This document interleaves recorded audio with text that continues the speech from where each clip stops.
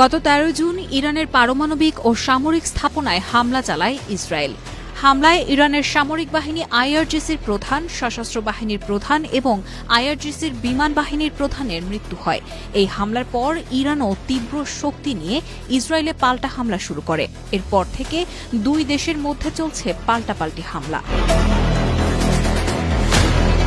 ইরানের আইআরজিসি সংশ্লিষ্ট সংবাদ সংস্থা তাসনিম এবং ইরানের রাষ্ট্রীয় টিভি জানিয়েছে, ইসরায়েলি বিমান হামলায় ইরানের রোববার পর্যন্ত নিহতের সংখ্যা বেড়ে ২২৪ জনে পৌঁছেছে। হামলায় আরও ১,২৭৭ জন আহত হয়েছেন।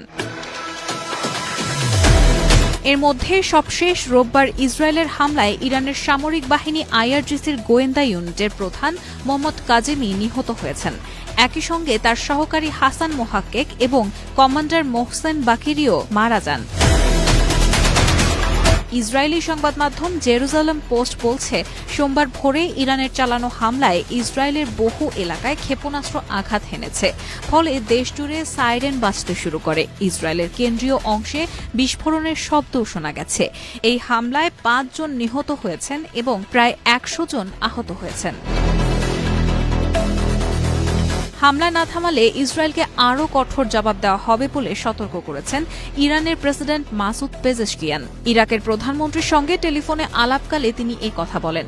ইসরায়েল হামলা অব্যাহত রাখলে মধ্যপ্রাচ্যের অন্যান্য দেশগুলোর নিরাপত্তাও ঝুঁকির মুখে পড়তে পারে বলে মন্তব্য করেন তিনি। এদিকে ইরানের হামলা ঠেকাতে বিশ্বের বিভিন্ন দেশের কাছে সহায়তা চেয়েছে ইসরায়েল। ইসরায়েলের সব বিমানবন্দর ও আকাশসীমা পুরোপুরি বন্ধ করে দেওয়া হয়েছে। ১৫ জুন রোববার রাতে এমনটি জানিয়েছে দেশটির বেসামরিক বিমান চলাচল কর্তৃপক্ষ। এছাড়াও বিশ্বের বিভিন্ন দেশে দূতাবাস ও কূটনৈতিক মিশন সাময়িকভাবে বন্ধ করে দিয়েছে ইসরায়েল।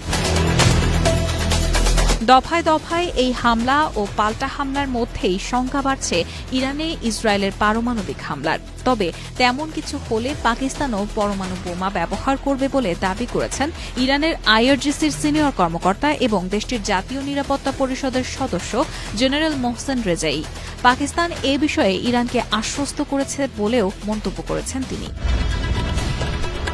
অন্যদিকে চলমান এই সংঘাতের মধ্যে ইরানকে সমর্থন জানিয়েছে ফিলিস্তিনের স্বাধীনতাকামী সশস্ত্র গোষ্ঠী হামাস।